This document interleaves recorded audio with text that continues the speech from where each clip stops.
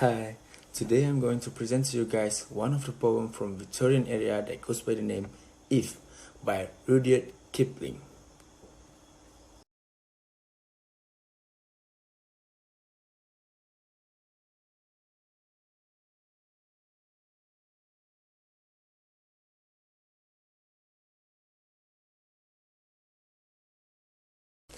Let's talk about the poet background first. Joseph Rudyard Kipling is born on December 30, 1865 in Bombay, India.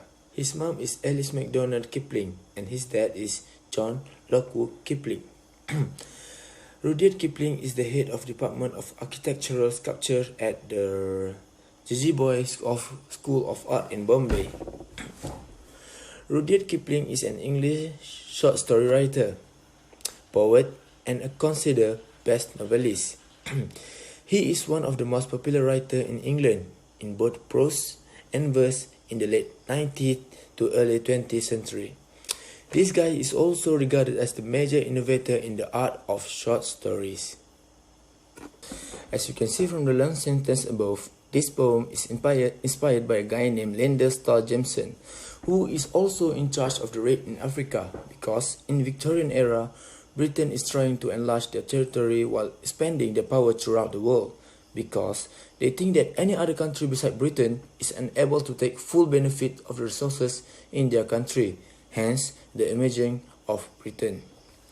This guy, Lender Stars, has been blamed by his own country for the raid, as if it is not the plan of Britain to take over Africa at that time, because he acted on his own accord.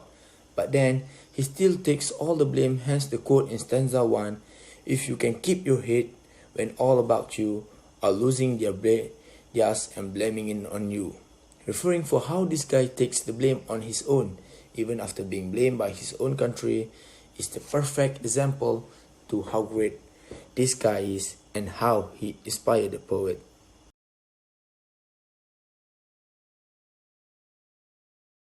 There are many poetic devices that is used in this poem, such as personification, that is the act of giving human trait to non-living things. This can be seen in stanza 2, line 3, triumph and disaster is given the act of meeting with someone. There is also a will, which is given the trait of speaking in the poem, except the will which say to them, "Hold on." The unforgiving minute in the poem is also given human trait, forgiving, to make the poem interesting. The next poetic device is alliteration, which is "don't deal" in stanza 1, line 6, and "treat those two" in stanza 2, line 4, and "for fools" in stanza 2, line 6. The next poetic device is hyperbole, that is the action of the use of over-exaggeration to create emphasis or humor. It is not intended to be taken literally, rather, it is supposed to drive upon home and make the reader understand just how much the writer felt in that moment, which is "yours in the earth and everything in it" in stanza 4, line 7. There is also an anaphora used in the poem, which is the repetition of the words or expression at the beginning of successive phrase, clause, sentence, or verse in this case. Is "if you" that is repeat a bunch of times.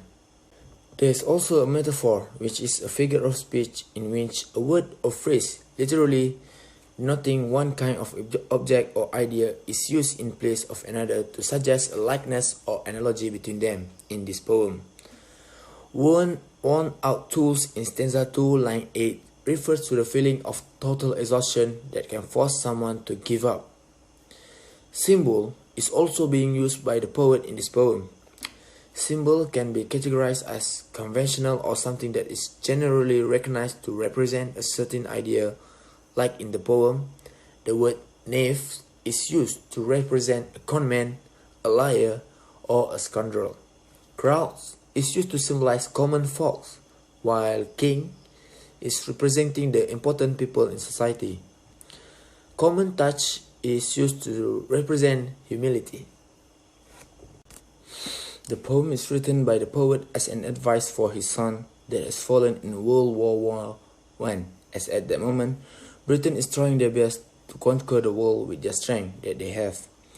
This poem is inspired by Lender Starr, who is the leader of a raid to Africa to expand Britain Empire. But when he was caught, Jameson never revealed the extent of the British government support for the raid. This has led a string of Kipling scholars to point out that the poem lines, "If you can keep your head when all about you are losing theirs and blaming it on you," were designed specifically to pay tribute to the courage and dignity of Jameson's silence.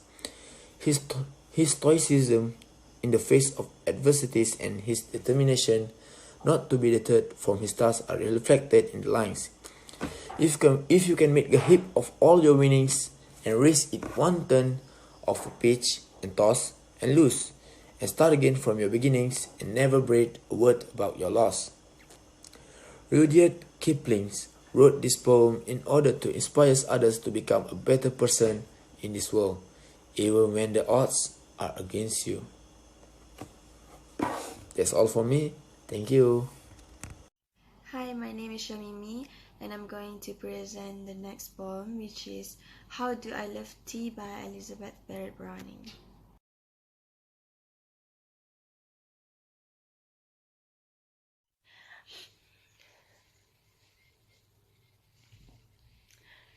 So for the poet background, Elizabeth Barrett Browning was born in year 1806. Barrett Browning spent most of her adult life as an invalid, ruled over by a tyrannical father who forbade any of his sons and daughters to marry.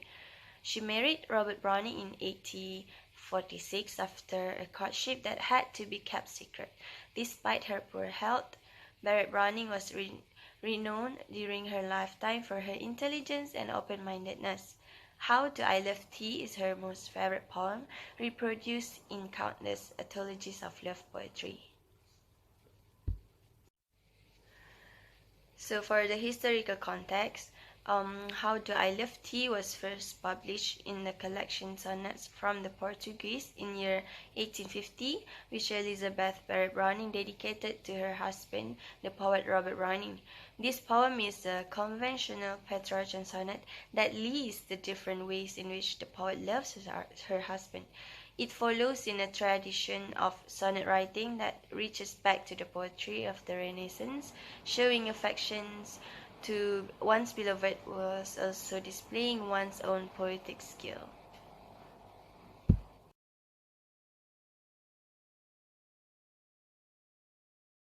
So next, for the poetic devices, we have three, which is sonnet, rhyme scheme, and also iambic pentameters. And then for the sonnet, this Petrarchan sonnet has 14 lines, the first 8 being the octet and the final 6 the sestet.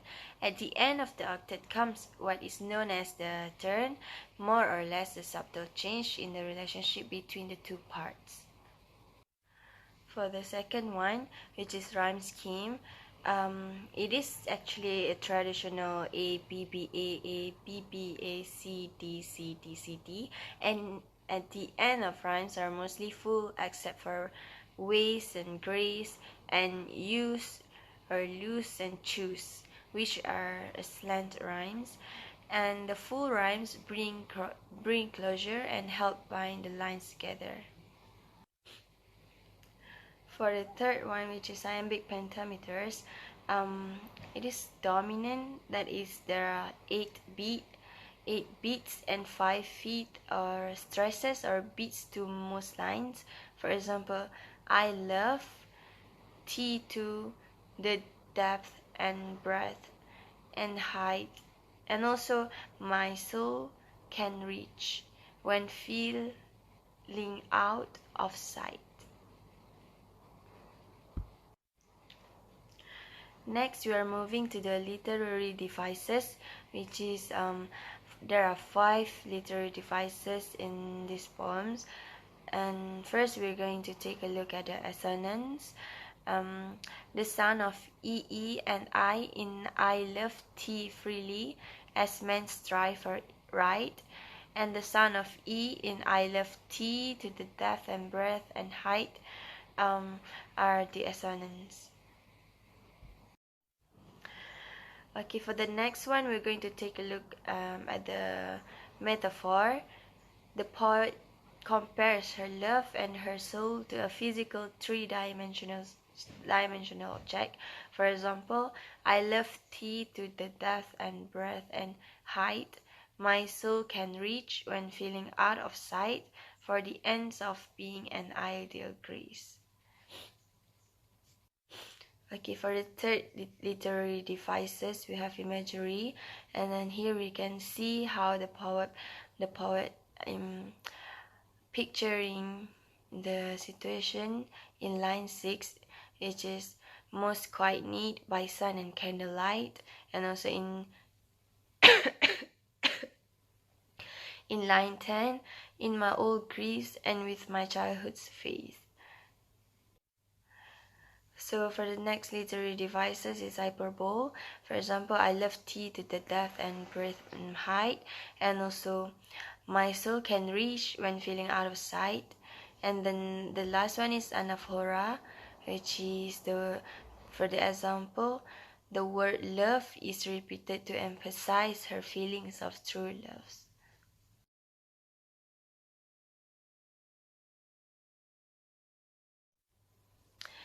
So for the relation to the theme, the poem is written as an advice from a father to his child or young generation to always behave a certain way if they want to succeed in life.